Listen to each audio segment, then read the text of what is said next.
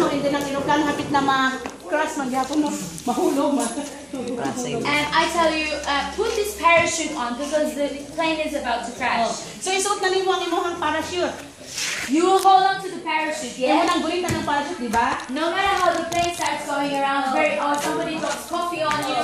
So, imo nang gulitan pag-ayo ang imong parachute kay una-una nimo matagat na o mausa ng eroplano. You will keep even if it's uncomfortable, you will keep it on. Aron mahimo ka nga comfortable, imo jud ang gulitan pag-ayo gyud. Bisan mahimo mahibalo ka nga hapit na mabungkay. But if I tell you, put the parachute on, this will make your flight more comfortable.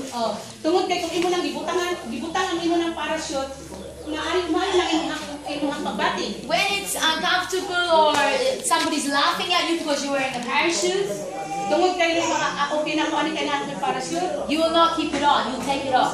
imo na ko So that's how we keep Jesus on. We put Jesus